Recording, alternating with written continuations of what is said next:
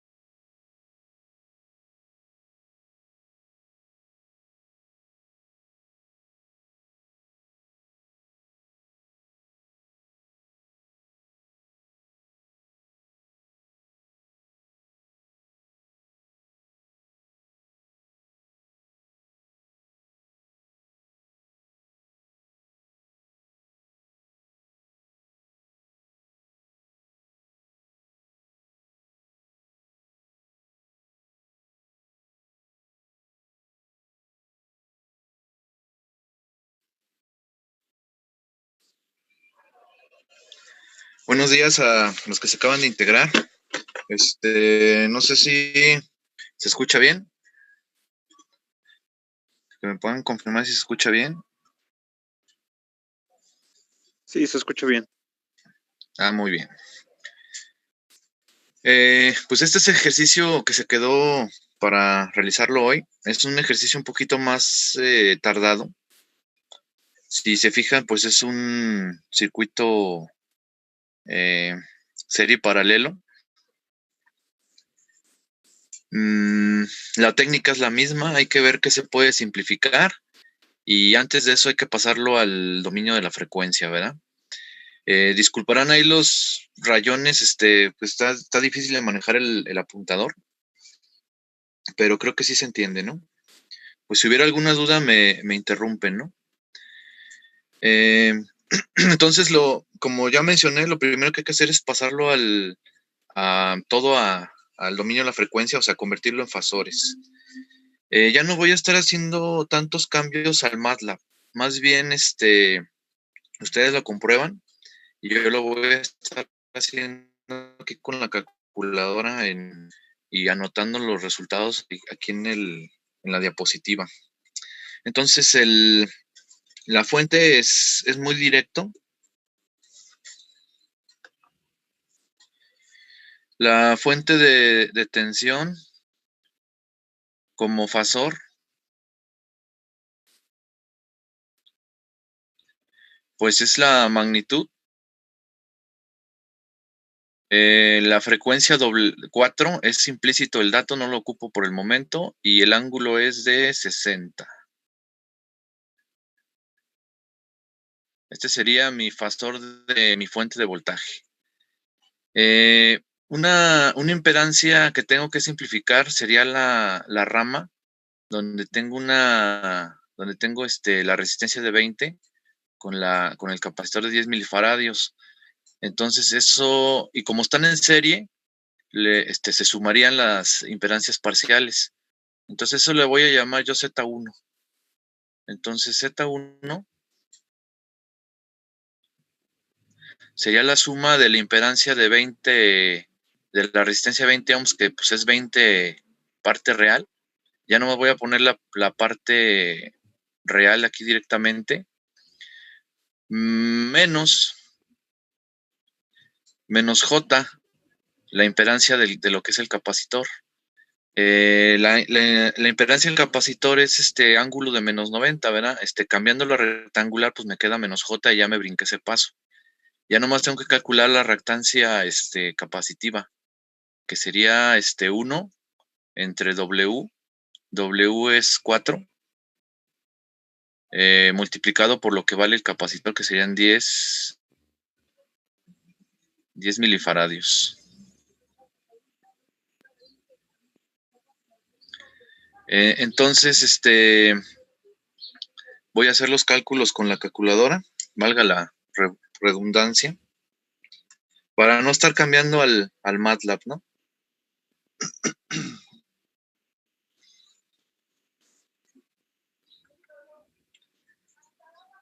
Entonces, si yo tengo 10 ángulos de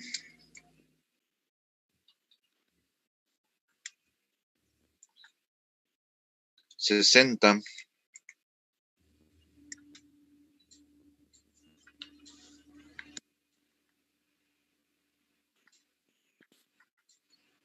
es en su formato rectangular, ahorita lo acabo de convertir aquí en mi calculadora. Es como si yo tuviera 5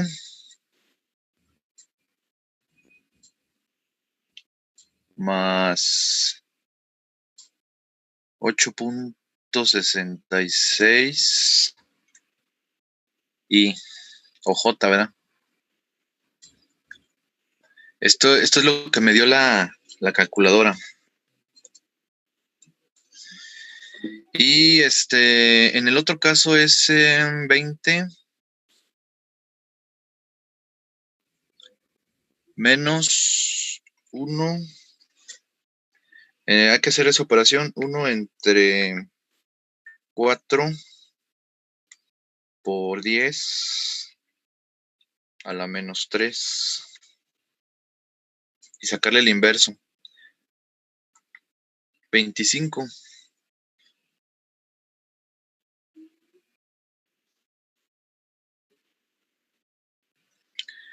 Eso para mí sería Z1.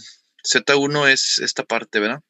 La rama donde está la resistencia de 20 y el capacitor de 10 milifaradios. Ahora, Z2 para mí sería la bobina. Una de las bobinas, la bobina de la rama superior. Yo ya sé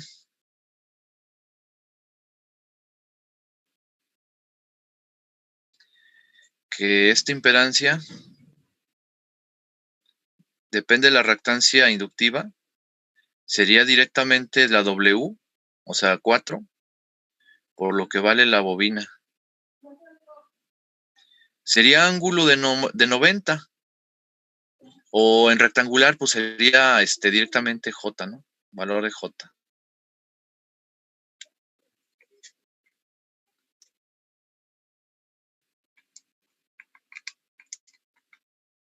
Voy a tener aquí 10J. Para mí eso sería Z2. Ahora, Z3 es la reactancia, la impedancia de la reactancia inductiva de la segunda bobina. precisamente donde está el voltaje que me piden ese B1, me lo piden como, es lo que tengo que resolver este problema, ¿no? Entonces, para mí esa impedancia Z3 es la frecuencia, la reactancia inductiva es W por L, la W es 4 y el valor de la bobina es 5. Ángulo de 90 o J directamente.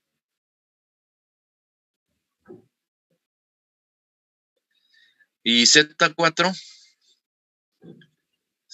para mí va a ser la última rama que me falta, que sería la rama que tiene la resistencia de 40 y el capacitor. Para mí esa impedancia sería la parte, como están en serie se suman, y el fasor que representa la resistencia sería 4 parte real, menos J, la reactancia capacitiva, que sería 1 entre la W, que es 4, por el valor del capacitor, que son 5.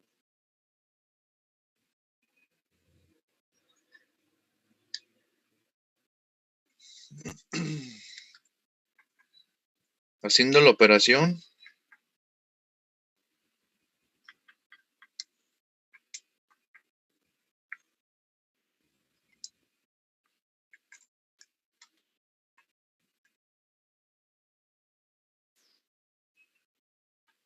$50.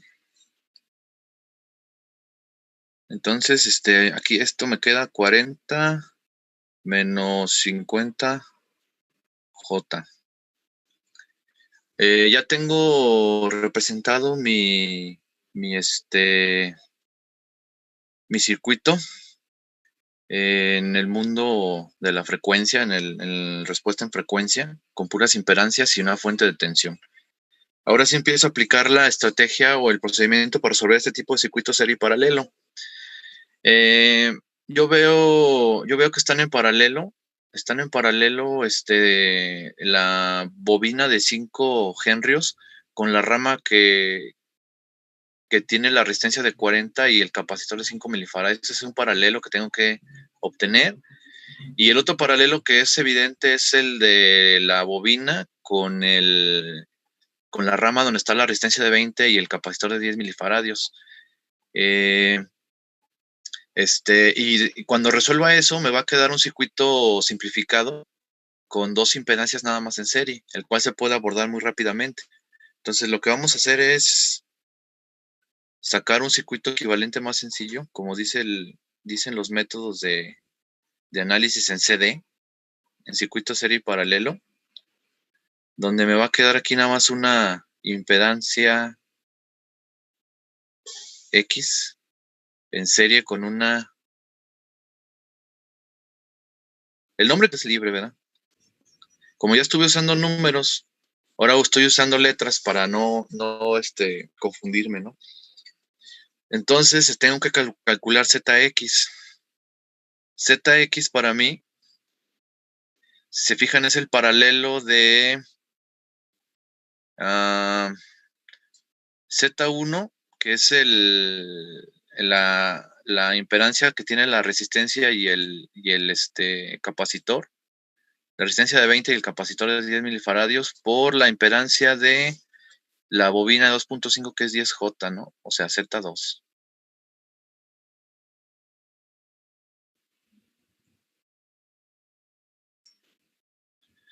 Y ZY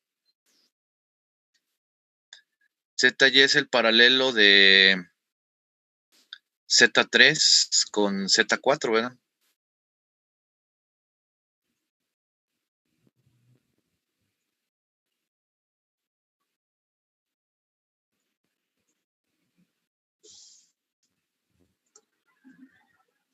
Bueno, pues aquí sería irse al MATLAB y capturar completamente la expresión. Yo aquí tengo a la mano mi calculadora y pues lo voy a hacer en la calculadora.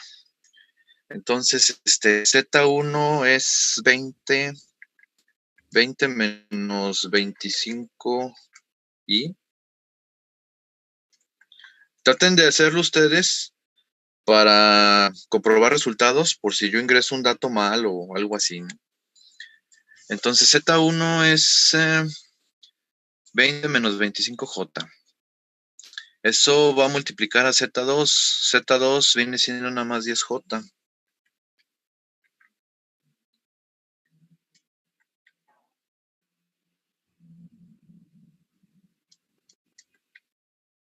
En mi calculadora me da 250 más 200J. Y eso lo tengo que dividir entre la suma de 20 menos 25i más Z2, que viene siendo 10i o 10J.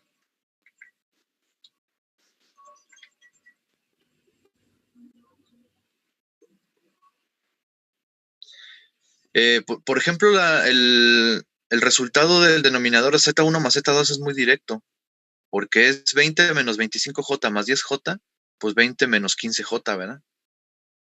Y eso, el 250 más 200J entre ese resultado.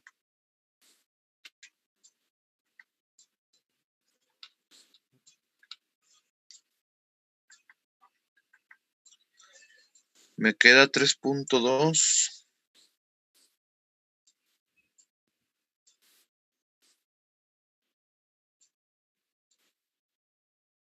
3.2 más 12.4 J. Y aquí era 20 menos 25J más 10J, pues menos 15J. O sea, sumar y restar en rectangular es relativamente fácil, pero dividir en rectangular es complicado. Si no tuvieran la calculadora que yo tengo ahorita o el MATLAB, pues ya lo hemos dicho varias veces, tendríamos que cambiar a polarlo de arriba, a polarlo de abajo, luego dividir magnitudes y a la fase de arriba restarle la fase de abajo, y lo que te queda en polar volverlo a poner en rectangular, y según esto pues te debe quedar este resultado, ¿no? 3.2 más 12.4. Ahora el otro cálculo va a ser Z3.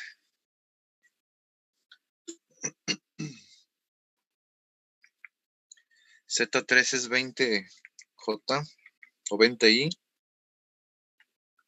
por lo que vale Z4, que es 40 parte real menos 50 parte imaginaria.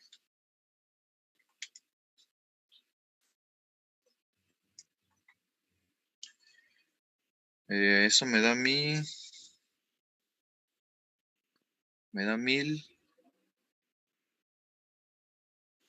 parte real más 800 parte imaginaria. Y eso tiene que ser entre Z3 más Z4. Si Z4 vale 40 menos 50J más 20J, pues no me queda menos 30J. Eso se puede hacer manualmente si se fijan. En rectangular se suman partes reales, se suman o se restan partes reales, se suman o se restan partes imaginarias. Z3 no tiene parte real, entonces me queda el 40, y menos 50 más 20, pues me queda menos 30. Ya no sé qué hacer la división con la calculadora, o cambiar a polar de arriba, cambiar por lo de abajo y hacer la división. Entonces, 1000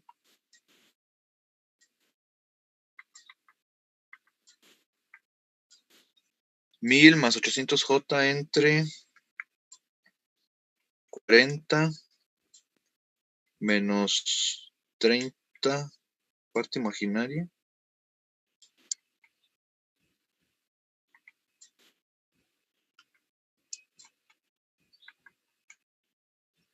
Me da menos 0.66666 Voy a utilizar 3 dígitos más 0.83 J. Entonces, hasta ahí llevo el cálculo de las impedancias ZX y ZY y ya tengo un circuito equivalente, pues más sencillo. Aquí el es 10 ángulo de 60, ¿no? Entonces, bueno, pues ¿qué me estaban pidiendo? Me estaban pidiendo el voltaje B1. La técnica de los circuitos serie paralelo es obtener circuitos más simples, ¿no? Pero también hay que tener la habilidad de analizar los circuitos simples y llevarnos el resultado al circuito más complejo. En este caso está fácil, porque este nodo, lo voy a llamar A. Eléctricamente hablando es este punto.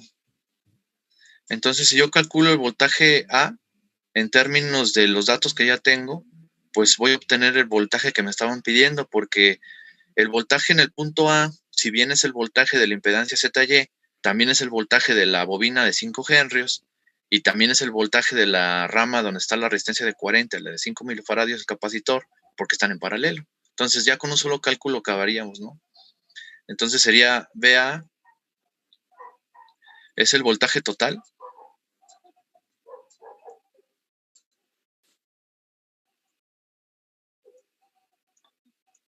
El voltaje total por la impedancia donde me interesa sacarlo,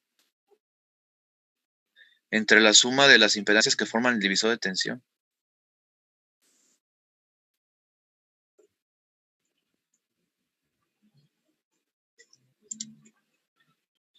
Y pues, suponiendo que tengo los datos ya ingresados ahí en el MATLAB, pues me dedico a plantear la operación. Yo lo voy a hacer en mi calculadora.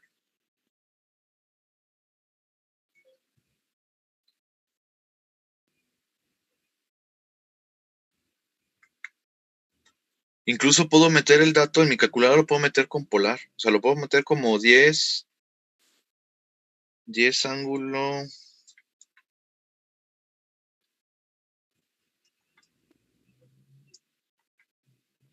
de 60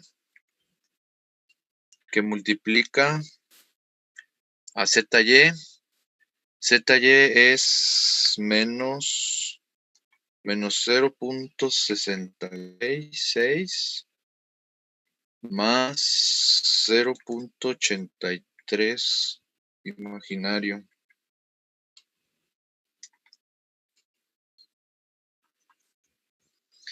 La operación de arriba me queda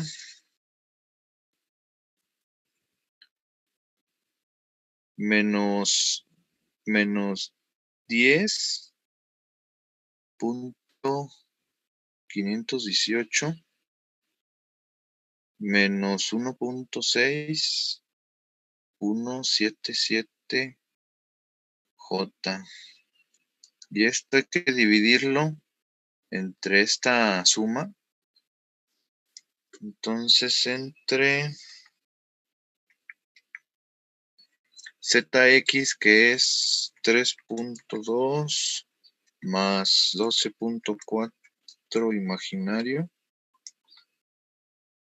más ZY, que es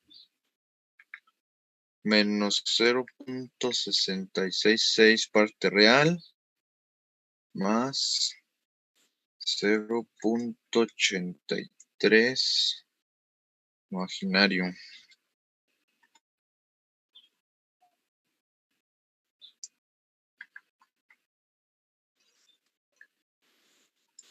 De todo esto, Profe, sí, creo que a mí me dio diferente el valor de ZY. ZY, si quieres ahorita lo checamos. Deja Ok. nota este resultado, ahorita lo A mí también checamos. me dio diferente. ¿Con MATLAB? Sí, profe, a mí también me dio diferente. Entonces a lo mejor cometí un error, ahorita lo checamos. Sale. Deja nomás anoto el resultado para que no se me olvide. Por igual está mal, ¿no? A ver. Z, ¿cuál me dijeron? ZY. Sí. ZY viene del paralelo de Z3 con Z4. Entonces, utilizaron los datos que están ahí, ¿verdad? Sí. Entonces, voy a rehacer la operación. Z3 es 20 imaginario por Z4, que es 40. 40 menos 50 imaginario.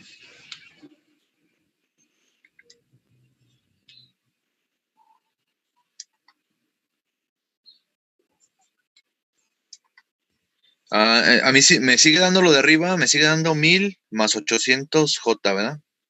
Eso entre a 20 J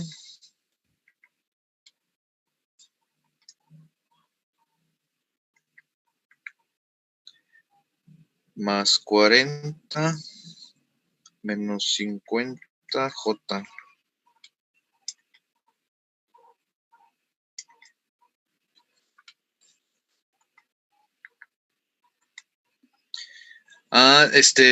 Como que mi calculadora es que me da el resultado, me da el resultado fraccionario y luego le pido el resultado aproximado y como que ahí cometí un error en los pasos, pero es 6.4. Esto está mal. Es 6.4 más 24.8 J. Están raras las calculadoras, te brincas un pasito, ya no te da el resultado. Esto es importante hacerlo notar cuando utilicen este tipo de calculadora en clases, ¿no? Miren. A ver si se alcanza, nos da el reflejo. Se alcanza a ver que, por ejemplo, a mí no, y aparte se ve al revés, ¿verdad? Me da el resultado de manera fraccionaria y después yo tengo que convertir a aproximada, como le dicen aquí en la calculadora TI, y ahí es donde me equivoqué en ese paso. Pero sí es 6.4. 6.4 y 24.8. Si se corta la conferencia, entramos a la misma, ¿eh? Entonces hay que rehacer los cálculos. Entonces vea.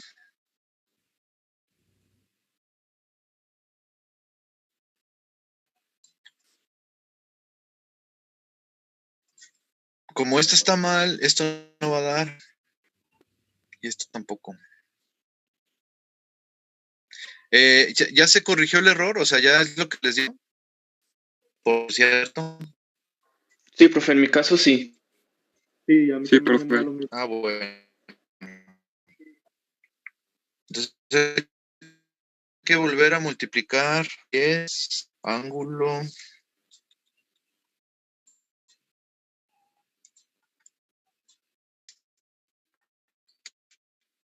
Ángulo de 60 grados de la fuente por la impedancia ZY. Y ahora la impedancia ZY pues es 6.4 más 24.8.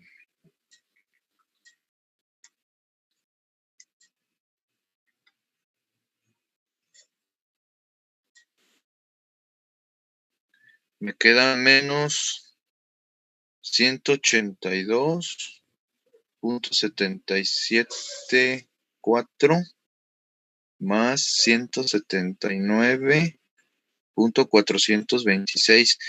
Como yo no estoy metiendo esto como variables, estoy haciendo más cálculos, ¿verdad? Pero ustedes ya teniendo todo como variables en el MATLAB, ya nomás metes la representación algebraica y le das Enter y pues te da el resultado, ¿no? Para que revisen mis cálculos, ¿no? Como lo hicieron. Gracias. Entonces ZX ZX es 3.2 más 2.4 imaginario más ZY que es 6.4 más 24.8.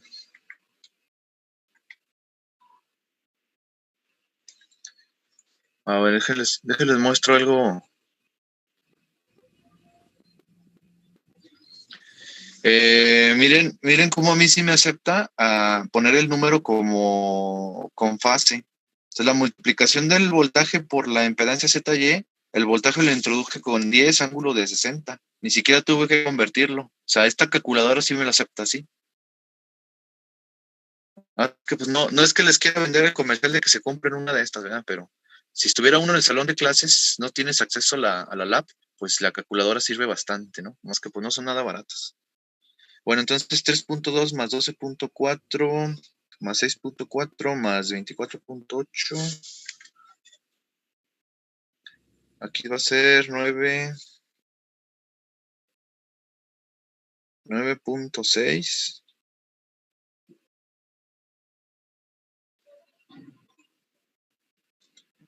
más 37.2.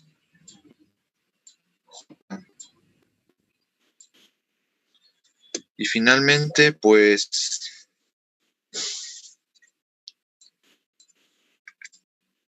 menos 182.774 más 179.426 imaginario entre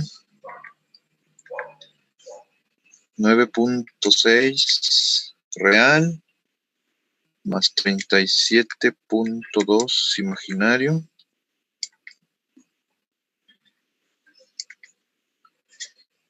sería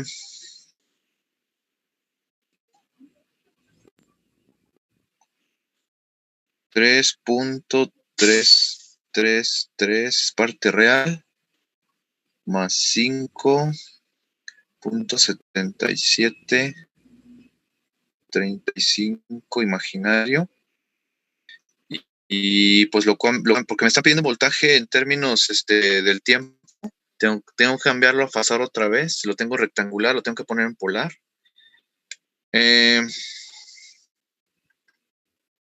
Yo tengo aquí unas funciones en mi calculadora para convertirlo.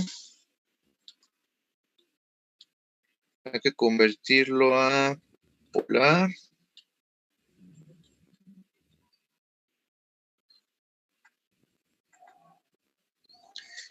Me dice que es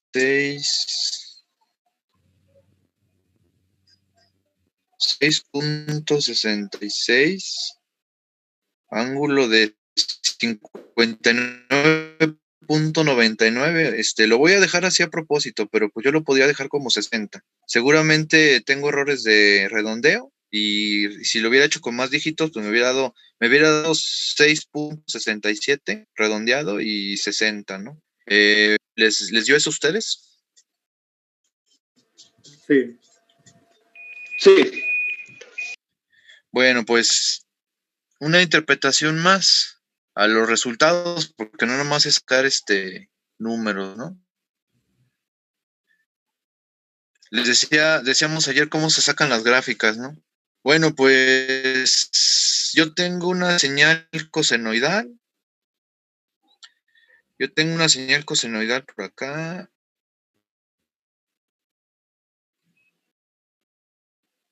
Con una amplitud máxima de 10. Estoy graficando lo que yo vería en un osciloscopio en mi fuente de voltaje, ¿no? Mi fuente de voltaje es 10 coseno de 4t. Entonces, de aquí para acá es el periodo. Periodo es igual a 2πw. O sea, 2pi sobre 4. Si W es 2pi sobre periodo, pues periodo es 2pi sobre W. Eso en tiempo 2 por 3, 6 puntos y feria entre 4, eso sería el periodo en tiempo, no sería ni un segundo, no serían algunos hertz esta señal, ¿no? Sería la velocidad de esta señal y la amplitud de este pico serían 10 volt. ¿Cómo vería yo? Si por acá está o sea, aquí es mi función coseno, ¿no? Pero si mi cero realmente está por acá, ¿no? Porque eso está desfasado 60 grados. O sea, mi cero de mi osciloscopio, mi cero tiempo, mis 0 segundos, realmente está aquí. Y pasaron 60 grados para que pareciera el punto de la señal coseno, el punto máximo, ¿no? Pero esto sigue siendo para acá, ¿no? Así, pero yo tendría que escoger un 0. En un osciloscopio, pues no te lo da. Pero bueno, en mi gráfica, pues yo se lo pongo. Entonces, aquí es mi 0, pues esta señal va a salir graficada a 60 grados hacia adelante como un coseno, ¿no? De esa velocidad angular, ¿no? ¿Cómo vería yo el voltaje en el punto A con una sonda nodal? O sea, con respecto a 0. Lo vería yo como un 6.66 y lo vería 59.99 grados antes que el que acabo de poner. Entonces, más o menos lo vería yo como por acá. Por acá y más chiquita la forma de onda, ¿no? Está a 60 grados. 60 grados el pico máximo de mi señal BA adelantado, o sea, antes de la señal, no antes del 0, sino antes de la señal de voltaje de la fuente. Y pues sería mi interpretación gráfica de lo que está pasando. Realmente los voltajes son senoidales y yo vería esto en estos 2 voltajes en 2 canales del equipo, ¿no? No les piden la interpretación gráfica, ¿no? Estamos extendiendo, aprovechando estos resultados para pues hablar de las cuestiones teóricas, ¿no? Y normalmente uno en prácticas de laboratorio, cuando arman esto en un protoboard, pues son formas de onda que ve uno en los osciloscopios, ¿no? Y uno tiene que decidir, o sea, si para ti, yo bien podía haber hecho estos análisis, por ejemplo, aquí, ¿no? No, pues para mí este es el punto de inicio, el coseno de mi función de la fuente de voltaje. ¿Este es el 0? No, porque decía que si para mí en las formas de onda que veo en la pantalla del osciloscopio, yo decido que el 0 para mí es la raya que marqué ahorita. Digo, no, pues para mí aquí es el 0.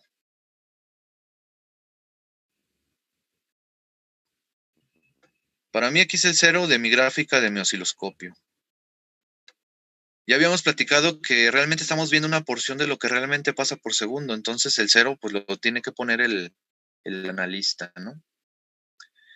Si para mí aquí es el 0, porque aquí empieza el punto máximo de mi señal, porque es una señal coseno, la de 10 volt, realmente no es el 0 ahí, porque esta señal tiene una fase de 60 grados, ¿no? ¿Verdad? Entonces realmente el 0 está aquí. Si yo decido tomar como referencia ese punto pico máximo de mi señal coseno de voltaje, realmente el 0 está aquí, 60 grados atrás. No está dibujado bien a escala, ¿eh? Nomás quiero hacer énfasis en que está trazado, ¿no? No, pero ya no está trazado.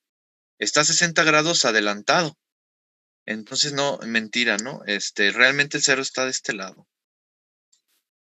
La señal coseno 10 volt está a 60 grados, ¿verdad? Antes que el 0. Entonces, el 0, olvídense de esto no. El 0 segundos es aquí. Ok. Ahora, la señal de voltaje BA que acabo de calcular está adelantado 60 grados a partir de mi señal coseno de 10 volt. Entonces, esta forma de voltaje de aquí, digamos, este punto máximo estaría adelantado 60 grados con respecto a mi señal de voltaje de la fuente. Ahora, con respecto al 0, pues serían 120 grados, ¿verdad? Con respecto al 0, si está adelantado esto, con respecto al 0, o sea, hasta acá, serían 120, o sea, 60 del voltaje de la fuente y otros 60 del voltaje BA con respecto al voltaje de la fuente, pues son 120, ¿no? Pero esos análisis uno los hace, o sea, uno pone esas rayas que yo estoy poniendo con la información que uno tiene. No se las va a poner el osciloscopio. El osciloscopio lo único que pone, el osciloscopio pone esta, la de 0 volts. El osciloscopio sí pone una flechita que dice 0 volts o pone el símbolo de la Tierra, ¿no? Esa sí la pone el osciloscopio, pero las referencias del tiempo no las pone el osciloscopio porque pues, realmente esto está cambiando n veces por segundo. Entonces ustedes congelan una foto de lo que está pasando y ahí se ponen a hacer sus análisis, ¿no? Generar formas de onda desplazadas en físico, o sea, en los generadores de señal, nada más se puede en el generador Digilen del Electrónica 2. Ese generador digital tiene 2 salidas de señal y tú puedes ajustar la fase, el offset, la amplitud en las 2 diferentes canales que tiene. Y ahí puedes jugar con hacer una gráfica de estas en físico, ¿no? En el otro generador de señales, uno más viejito que tenemos, no me acuerdo, Autec o Ditec, la marca. En Electrónica 1, nada más hay un canal de salida y creo que no se le puede ajustar. Entonces nos pasaría lo mismo que con el simulador Spice, que no está tan fácil andarle moviendo la fase, ¿no? Entonces ahí dice el por qué algunos guiones de laboratorio están, si se fijan en las prácticas, dije alguna vez que están planificadas para hacer con el equipo que está en la escuela. Entonces, algunas cosas no se les pide hacer muchas cosas que podrían hacer para investigar conceptos teóricos, porque no se puede, o sea, no tenemos equipo suficiente para hacerlo, o el equipo está limitado en que no se le puede modificar un cierto parámetro. Pero bueno, hasta aquí quedaría este ejercicio. No sé si tengan alguna duda.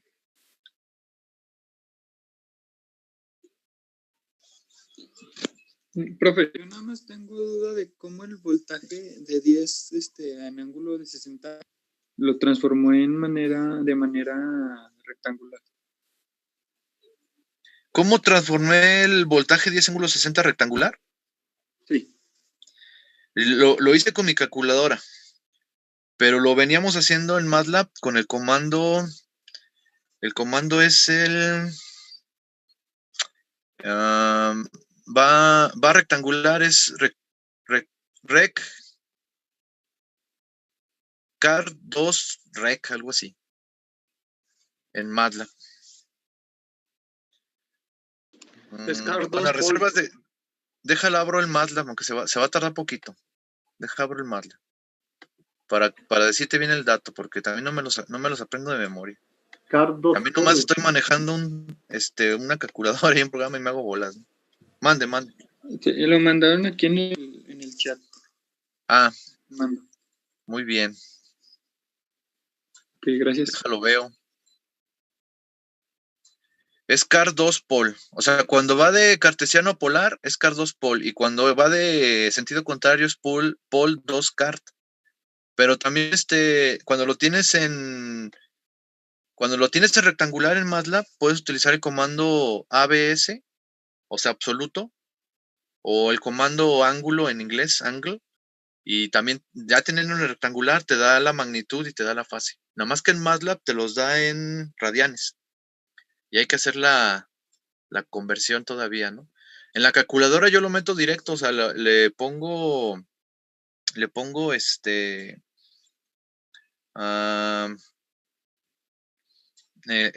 número en polar y luego le digo que lo quiero rectangular o viceversa con un comando y en un solo teclazo me lo hace.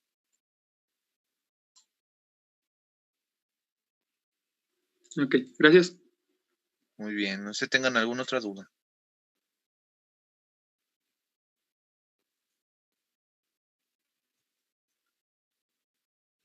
Apenas abrió el MATLAB.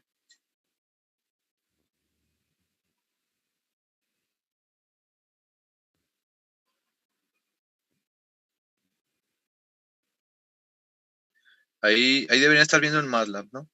Entonces, como bien dijo sus compañeros en el chat, es car 2 pol. Te dice que hace la transformación, ¿verdad? Transforma coordenadas cartesianas a coordenadas polares, ¿no? Pero también vale el comando, o sea, si ya tienes un numerito en rectangular, por ejemplo, 3 más 4i, también es correcto sacarle la magnitud con el comando abs. Ese no les había dicho. Comando absoluto de x te regresa la magnitud. O sea, el cuadrado de la parte real más el cuadrado de la parte imaginaria raíz. Y el comando ángulo de x te regresa la fase en radianes, o sea, 0.9273, pero en radianes. Entonces tendrías que convertirla a grados multiplicándola por 180 y dividiéndola entre pi. Ans por 180. En este número que puse, la fase es 53.13 grados.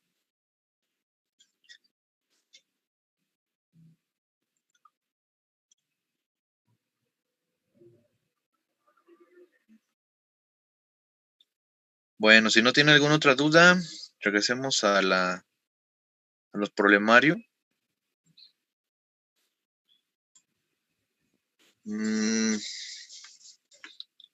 Si resolvimos el 10, 8, 13 ahorita, pues ustedes se avientan el 10, 8, 7, que es muy parecido. A ver, déjame ver qué dice. Determine la I, la B y la L. Bueno, no tan parecido, ahí como que sí viene un reto más fuerte porque te dan otros datos diferentes a los que estamos acostumbrados, ¿no? Estamos acostumbrados a que siempre nos dan todas las valores de los componentes de la red eléctrica y la fuente, ¿no? Y en este caso les dan mediciones, les dan la corriente en la inductancia y les dan la voltaje en el capacitor. Voltaje de 7.29. ¿Dónde está? No, es el voltaje que te dan es entre estas dos que están en paralelo, entre la resistencia de 6 y la inductancia de 3. Y te dan que L vale 4 henrios. Esta. Entonces, ahí el planteamiento es diferente. Tienes que hacer algunas simplificaciones, pero también tienes que sacar en términos de las cosas que sí conoces, las que no conoces. Y ahí tienes que aplicar suma de corrientes. Por ejemplo, aquí puedes aplicar una suma de corrientes en este nodo para sacar esta corriente que te falta aquí. Y sí, o sea, con esos datos sacar lo que te falta haciendo álgebra, ¿no? Pues para que tengan en qué entretenerse, pues se la avientan ustedes. Si tienen dudas, pues me dicen, ¿no? Y hasta aquí son los problemas seleccionados de la parte, de la parte de temas de representación de una fuente senoidal en lo mismo de la frecuencia, fasores, relaciones fasoriales, arreglos de impedancia en serie, en paralelo y análisis en estado estacionario. ¿Cuántos problemas son?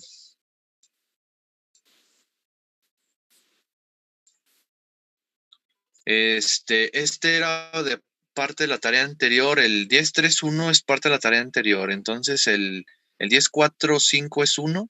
El 10.4.7 es 2. El 10.5.4 lo hicimos en clase. El 10.5.5 quedó de tarea, van 3. El 10.5.2, ese creo que lo hicimos aquí. El 10.6.2 está fácil y dijimos que de tarea, entonces ya son 4. Aquí hicimos el 10.6.7 y ustedes van a hacer el 10.6.8, van 5.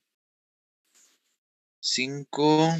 Y de estos, nada más hicimos el 10.8.13. Son otros 2. Son 7 problemas. Entonces, les voy a abrir el espacio en la plataforma para que de hoy en 8 días hagan esos problemitas. de este tema. Y pasaríamos a trabajar con el tema de mallas y nodos. Acuérdense que nuestro temario ya para cerrar la unidad 2 es, después de ver este tema, viene ver las técnicas de mallas y nodos en alterna, extender esas técnicas a análisis en alterna, y luego teoremas, pero no vienen todos los teoremas, en el temario viene que veamos superposición y Thevenin y Norton, y se acabó la unidad 2. Entonces es lo que estaremos haciendo entre la próxima semana, mallas, nodos y teoremas, y en paralelo pues van a estar haciendo esta tarea que acabamos de plantear, y pues ahí ya estaríamos pensando en otra evaluación para dentro de como 15 días, para que ya se vayan preparando. El aprendizaje es claro, ¿no? Yo te presento una red eléctrica con señales, con fuentes de energía en alterna, y te pido alguna variable de interés, voltaje, corriente, impedancia, y tú debes ser capaz de acuerdo a la clasificación del tipo de circuito y aplicar las leyes básicas y los procedimientos que estamos viendo aquí en clases para obtener el resultado. No hay un solo camino, hay varias formas de hacerlo, pero cualquier forma te debe de llevar a la misma respuesta. Eso sí ya lo sabemos, ¿ven? Bueno, en cuanto a mallas y nodos, yo me acuerdo que les dejé una tarea de diagnóstico cuando empezó el semestre, y la mayoría lo entregó bien. Esa tarea tenía el objetivo de indagar, pues, qué tanto saben de mallas y nodos, ¿no? En CD con resistencias, ¿no? Porque lo que vamos a hacer es extender la técnica alterna, ¿no? Si ustedes ven los problemas que siguen de aquí para adelante, pues la característica que tienen es que no se pueden simplificar serie y paralelo. Si bien hay gente que dice que cada vez son menos, ¿no? Conforme seguimos avanzando, ya cada vez son menos gentes que se confunden, ¿no? Pero, por ejemplo, en la red del problema 1091, en la que están viendo ahorita, en el problema 1091, hay gente que dice que por ejemplo, esta impedancia está en paralelo o está en serie con alguna de las otras dos. Ni está en paralelo ni está en serie. O sea, no, simplemente es una red eléctrica que ya no se puede simplificar, ¿no? Esta red eléctrica la ponen mucho en los problemas también con resistencias, porque es típica de un análisis de, por ejemplo, de dos componentes activos, así como transistores, que se interconectan para crear una red para alguna aplicación, ¿no? Pero bueno, aquí no es una aplicación, aquí nada más estamos viendo la teoría básica de los circuitos eléctricos en alterna, ¿no? Entonces, una pregunta aquí primera sería, ¿por qué técnica lo analizarías? ¿Cuál te conviene? Miren, si bien los circuitos todos tienen nodos, entiéndase nodo como la conexión de tres o más cosas, o mallas, como caminos cerrados para la corriente, en una red eléctrica. Todos tienen mallas, todos tienen nodos. El chiste de que se debió de haber aprendido, y me imagino que ustedes lo aprendieron en circuitos de CD, es primero que nada tener un criterio de saber por dónde irte, qué es lo que me conviene, ¿no? Para tratar de hacer el análisis más rápido, ¿no? Miren, por ejemplo, en este problema me piden un voltaje. Encuentra el voltaje del fasor en el nodo BC. El nodo BC, pues es este punto, ¿verdad? Para empezar, me están pidiendo un voltaje. Eso me sirve a mí para aplicar mi criterio. ¿Qué me conviene? ¿Mallas? Bueno, para empezar no puedo simplificarlo. Ok, entonces va a ser un circuito con alguna técnica más potente. Sale. ¿Qué me están pidiendo? Voltaje. Entonces, ¿qué me conviene? ¿Mallas o nodos? No, pues mallas me entrega corrientes de malla y nodos me entrega voltajes de nodo. Y el que me están pidiendo es un voltaje de nodo. Ah, pues mejor nodos. Aparte hay otra característica ahí que sirve para afirmar mi respuesta, ¿no? Las técnicas de malla se aplican muy fácil en fuentes de tensión porque se aplica la ley de suma de voltajes de Kirchhoff en trayectoria cerrada. Se recomienda pues que sea un circuito con fuentes de voltaje, ¿no? Este caso no es así. Tengo fuentes de corriente. No, pues entonces mejor aún, porque la técnica de los nodos se recomienda precisamente cuando tengo fuentes de corriente. También suele pasar que hay combinación de fuentes de corriente y fuentes de voltaje. Pues no hay problema. Alguna vez creo que ustedes han aplicado el teorema de sustitución de fuente, que puedes intercambiar una fuente de corriente siempre y cuando tenga una resistencia en paralelo a una fuente de tensión, ¿verdad? Con la misma resistencia, pero en serie, es un teorema. Y analizar el circuito que queda. Sí, el único problema, y siempre lo digo en clases, que al hacer cambio de fuente, puede ser que se pierdan algunos resultados, algunos cálculos, y te confundas el regresar al circuito original. Entonces, si es posible, no lo apliquen tan a la ligera, sino hagan un análisis si al aplicarlo mentalmente, si al aplicarlo me conviene bien. Por ejemplo, aquí yo podría tratar de convertir esto a una fuente de voltaje, porque puedo, ¿no? Esto a una fuente de voltaje y esto a una fuente de voltaje. Y me quedarían me quedaría un circuito en una sola malla con dos fuentes de voltaje con imperancias en serie y en serie con la de J5 y desaparecen los nodos, ¿no? Y ya es un circuito serie fácil de analizar, ¿no? Para sacar la corriente de la malla. Sí, pero estaría fácil sacar el voltaje en el punto A, que es el que me interesa. Bueno, dijeron punto C, ¿verdad? Voltaje C. En el punto C. Pues que a lo mejor me hago bolas y no sé cómo regresar. O sea, yo sí sé cómo regresar, pero no es tan trivial. Entonces, pues mejor lo hago por nodos, ¿no? Y se acabó. Entonces, la respuesta en este caso sería hacerlo por nodos. Ahora, si aplico estos mismos criterios que estoy analizando, pero para el problema 10.9.9, yo os doy por hecho que ya medio conocen la técnica de mallas y de nodos, ¿eh? Entonces, en el problema 10.9.9 me piden una corriente, IT indicada aquí, ¿verdad? Me piden esta corriente. Tengo puras fuentes de tensión, tengo como dato una fuente de corriente. Yo no intentaría hacerlo por nodos, porque me tendría que hacer análisis extra para tratar de buscar luego la corriente en términos de los voltajes de nodo, ¿no? En este caso, yo trataría de hacerlo por corrientes de malla, dado que es muy claro que tengo tres mallas, ¿verdad? La malla 1, la malla 2, y al obtener la incógnita de la malla 2, pues voy a sacar directamente en lo que me están pidiendo, y la malla 3. Claro que la corriente en las impedancias que se comparten entre dos mallas, pues es la interacción de dos corrientes de malla. Por ejemplo, la corriente en este capacitor es la interacción de la corriente de malla 2 con la corriente de malla 3, es la interacción. No sé si se suman o se restan, habría que ver el resultado final del análisis, ¿no? Pero no es ninguna de las dos corrientes, ni la de la malla 2 ni la malla 3, sino la interacción. Pero de todas maneras, por lo que estoy analizando, me conviene resolverlo por mallas, ¿no? Entonces, el problema 10.9.9 es por mallas. Se fijan que aquí no les dicen específicamente por qué técnica usarlo. Ahora bien, por cualquier técnica que lo hagas, te debe dar el resultado. Yo lo único que estoy diciendo es que en algunos casos se complican, ¿no?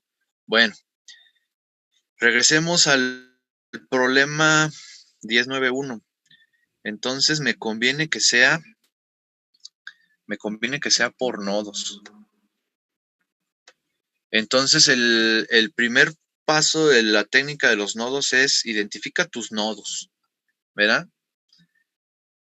Tengo tres nodos. Tengo este nodo. Bueno, ya no puedo simplificar nada, ¿verdad? Siguiente paso es identifica tus nodos. Tengo tres nodos. El nodo A, el nodo C y el nodo, por darle un nombre le voy a dar D.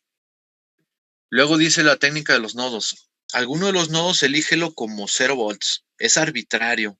Aquí no trates de utilizar ningún criterio. Bueno, perdón, sí podrías utilizar un criterio, pero si no lo utilizas no hay problema. O sea, elige cualquiera como tu nodo de referencia. Y después analizas lo que te queda, ¿no? Pero bueno, por conveniencia, uno ve en esta red eléctrica, uno ve que que comparten el 0 volt, o bueno, comparten un punto en común las dos fuentes. Entonces a mí me conviene elegir como nodo de referencia 0 volts, el que acabo de indicar, ¿verdad?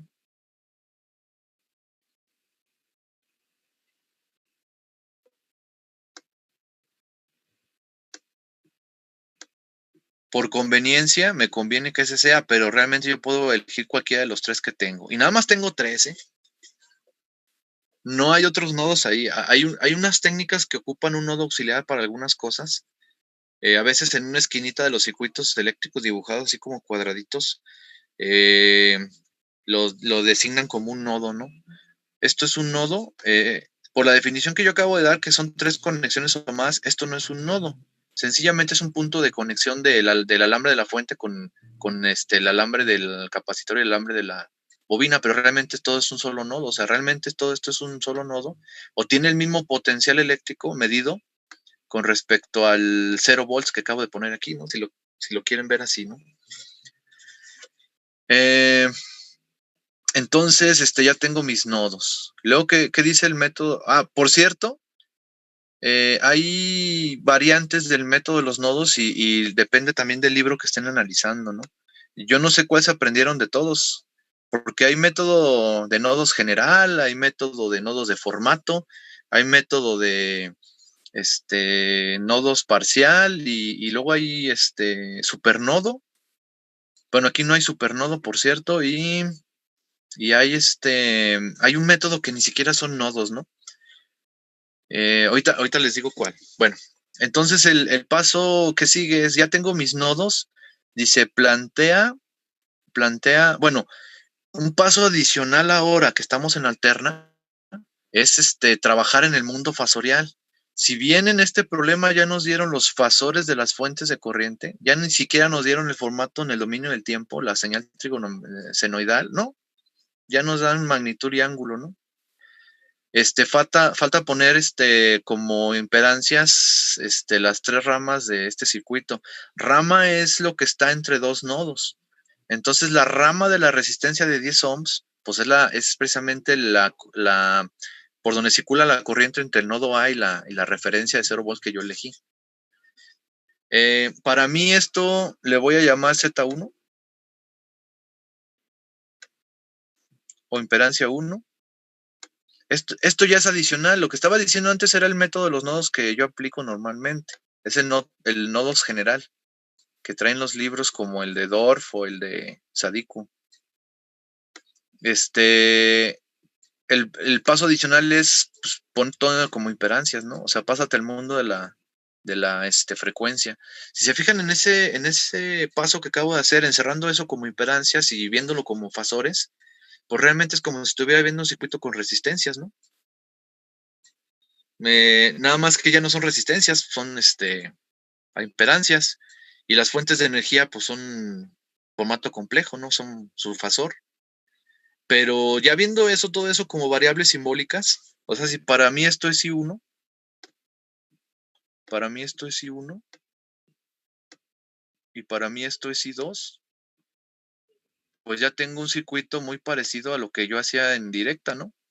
2 valores de corriente, el positivo de esta fuente está acá arriba, o la fase positiva si estamos hablando de alterna. La pendiente positiva del coseno empieza arriba, lo que quiere decir. Eso quiere decir la flechita en las fuentes de corriente, por dónde es el positivo de esa fuente. En el caso de alterna es donde es la fase, ¿verdad? De inicio de la forma de onda. Pues ya todo lo tengo en formato complejo. Y ya ese es el paso nuevo en alterna, ¿verdad? Siguiente paso en el método de los nodos te dice, bueno, vamos a plantear una suma de corrientes en los nodos que no sean el de referencia. El de referencia ese no va a haber suma de corrientes, pero sí va a haber suma de corrientes en el nodo A y en el nodo C. Después que plantee suma de corrientes, voy a utilizar la ley de Ohm para ponerlo en como una ecuación algebraica cuyas incógnitas sean voltajes. Y resuelvo el sistema de ecuaciones y directamente me estará dando los voltajes de nodo. Esa es la técnica de los nodos, ¿verdad? mucho rollo, pero habíamos quedado que pues iba a dar muchas explicaciones. Nada más que aquí está el problema donde se equivocan la mayoría de los estudiantes por no agarrar una sola técnica y hacer combinación de técnicas, ¿no? Como les decía yo, hay varias técnicas de los nodos y cuando no te quedó claro cómo es esto, ¿no? O combinas una técnica con otra es cuando empiezan las fallas, ¿no? Y les digo, yo ahorita no sé cuál técnica se sepan ustedes, ¿no? Yo voy a utilizar la técnica general de nodos. La técnica general de nodos no trata de que uno ponga las corrientes como uno le pegue su gana, porque ese es lo que les dije que les iba a comentar. Cuando uno pone corrientes como le pega su gana, porque tiene que poner uno las corrientes para hacer la suma de corrientes, o sea, ¿para dónde van? Si no, ¿cómo las voy a sumar? Cuando uno pone corrientes como le da su gana, empiezan los problemas. Hay quien dice, no, pero pues aquí se ve que esta corriente de la fuente entra al nodo A. No, pues estoy de acuerdo. Por consiguiente, aquí esta corriente empuja, la corriente del nodo A al nodo C debería de ir de izquierda a derecha, o sea, del nodo A al nodo C, suponiendo que el nodo C es más pequeño en voltaje. No lo sé, pero bueno, así lo voy a dejar. Y la corriente del nodo A referencia baja. Y a esa les doy nombres, ¿no? Y con eso hago mi suma de corrientes en ese nodo, ¿no? Este sería un método válido, siempre y cuando tú supieras que el nodo C tiene más potencial, tiene menos potencial que el nodo A. Y entonces sí la corriente iría del nodo A al nodo C de izquierda a derecha, pero eso no lo sabes. Tú estás adivinando. Ahora, lo podrías dejar así y sacar todos tus análisis y después ver qué te queda al final para interpretar los resultados. Pero entonces no estás aplicando el método de los nodos, estás aplicando como un análisis algebraico, utilizando tus conocimientos de leyes de la ley de Ohm y eso no es el método de nodos, ¿sale? ¿Cómo es el método de los nodos? Dejan borro esas rayas para volver a plantearlo como dice el método de los nodos, ¿no? Realmente el método de los nodos es un algoritmo. Ya no nos preocupa cómo es que llegaron al algoritmo, simplemente aplícalo. No trates de entender por qué, porque esas explicaciones se dan, pero cuando plantea uno esto por primera vez con resistencias, ¿no? Simplemente la regla es, corrientes que conoces se dejan con el sentido que tienen, porque las conoces. Corrientes que no conoces siempre se dibujan saliendo del nodo, sin importar en qué nodo estés. Entonces, la corriente 1 la conozco, sí la conozco y entra al nodo A y así la dejo. La corriente del nodo A al nodo C no la conozco y siempre se va a dibujar saliendo del nodo. Y la corriente del nodo A al nodo de referencia no la conozco y por lo tanto la dibujo saliendo del nodo. Con eso voy a hacer mis análisis. Entonces, esta le voy a llamar corriente I1 porque es de la impedancia 1. Y esta es corriente I2 porque es de la impedancia del nodo 2. Y la otra se llama I1. Perdón, vamos a llamarle con letras. A esta la voy a llamar con letras para no confundirme. A esta la vamos a llamar corriente A. Y esta la vamos a llamar corriente B. Minúscula. Entonces esta es corriente A de la fuente. Perdón, corriente 1 está bien. Y la corriente otra es la de la fuente que le cambié el nombre, le puse A. Entonces ahora sí puedo decir, entonces la corriente A, la suma de corrientes que entran, ¿verdad? La corriente A es igual a la suma de las corrientes que salen, en este caso, I1 más I2.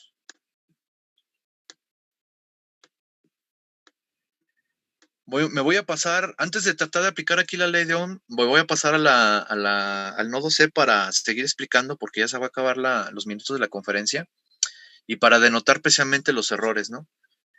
Comunes, los errores comunes que uno comete. Entonces, si me voy al nodo C y hago lo mismo que les dije, a rajatabla las corrientes las corrientes que conozco se dejan igual. En este caso, la corriente IB entra al nodo C y así se deja, porque la conozco. La corriente de la impedancia Z3, como no la conozco, va a salir del nodo. Esta sale del nodo y sería I3. Y el conflicto viene con la I2. Cuando no domino la técnica, me trato de engañarme, o bueno, más bien estoy confundido y digo, bueno, la corriente I2 entra en el nodo C porque pues así la dejé desde el otro análisis, ¿no? Y además, pues a lo mejor el nodo C es de menor valor y por eso entra y así la voy a dejar. Si así la dejo y planteo la ecuación, me va a quedar mal. Porque ¿qué dice el método de los nodos? Dice, ya estás en otro nodo, vuelve a aplicar el criterio. Las corrientes que conocen se dibujan como están, que es la IB. Y las corrientes que no conoces salen del nodo. Entonces, cuando yo estoy en el análisis en el nodo C, la corriente I2 sale. Entonces, esta corriente que yo había puesto al principio, para el análisis del nodo A, ya no vale para mi análisis cuando estoy en el nodo C. Ahora, como estoy en el nodo C, la corriente I2 sale del nodo, porque estoy aplicando el método de los nodos. Esto es confuso para cuando nunca lo has intentado hacer así, pero ya una vez que le agarras la onda, pues nomás sigues las reglas, ¿no? Entonces, aquí IB es la suma de I2 e I3. Y ya de aquí, pues hay que aplicar la ley de Ohm en cada término de corriente para ponerlo en términos de voltajes e impedancias, ¿verdad? Aquí le voy a dejar porque se va a acabar la conferencia para que me pregunten dudas, ¿no? Y vamos a empezar otra vez con esto la semana que viene, ¿no? Entonces, no sé si tengan alguna duda.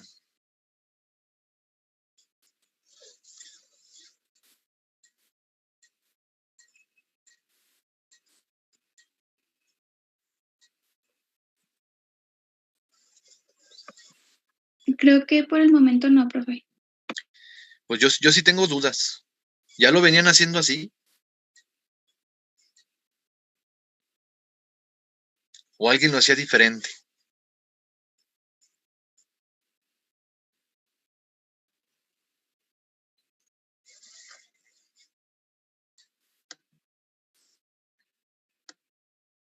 No, pues sí, mucha participación. Bueno, como no tienen dudas, retomaríamos el ejercicio la siguiente semana. Claro, lo avanzaría yo más rápido, ¿no? Y todavía nos falta convertir las impedancias ponerle el valor de la impedancia en fasor y seguir avanzando el método hasta llegar al resultado, ¿no? Les agradezco y pues recuerden que tienen tarea y esta semana hay que entregar la tarea y la práctica que deben. Creo que la práctica entrega final, fecha final es hoy y la tarea es fecha final mañana. Y ya tienen tarea para la siguiente semana y vamos a seguir avanzando con esta teoría. Entonces, pues, nos vemos el martes. Profe, una pregunta rapidito, en los 3 minutos. Sí, escucho. Para la práctica, en el informe, en la parte 1, nos pide la expresión matemática para el voltaje de entrada y para el voltaje del capacitor. Para calcularlo, se podría, ya ve que el voltaje de entrada, lo que le llega al capacitor, es el mismo que el voltaje de la fuente. Entonces, podríamos calcularlo. El voltaje del capacitor es el voltaje de la fuente menos el voltaje de la resistencia. Ok. A ver, pongo el lapicito para dibujar.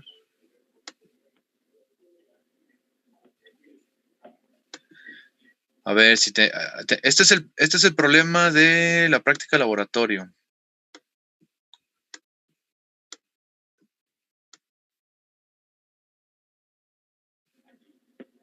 ¿Ustedes midieron este voltaje con una sonda? Sí. Y midieron este voltaje con una sonda. Realmente el voltaje 2, le voy a llamar, es el voltaje en la resistencia. Y el voltaje 1, si utilizaste sonda con respecto a tierra o sonda nodal, es el voltaje de la fuente. Entonces, si tú quieres el voltaje del capacitor en términos de esas dos medidas, pues sería el voltaje de la fuente. El voltaje del capacitor en esos términos es voltaje 1 menos voltaje 2. Ahora bien, si lo mediste con una sonda diferencial que tiene más y menos, pues utilizaste la sonda positiva aquí y la sonda negativa aquí, porque si le pones al revés sale la onda desplazada a 180 grados, se le cambia la polaridad. Si utilizaste la sonda diferencial de voltaje para medir el voltaje del capacitor, pues le tenías que haber hecho así como lo acabo de dibujar. Ok, profe. Y calcularlos sería, yo los calcularía con divisores de tensión. Un divisor de tensión para el capacitor y un divisor de tensión para la resistencia, ya con fasores, y así los calcularía.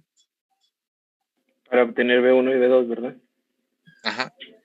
Para obtener B2 sería un divisor de tensión con la resistencia. ¿Y para B1 con el capacitor? Para B1 sería la resta del total, pues es lo mismo que te puse aquí, ¿no?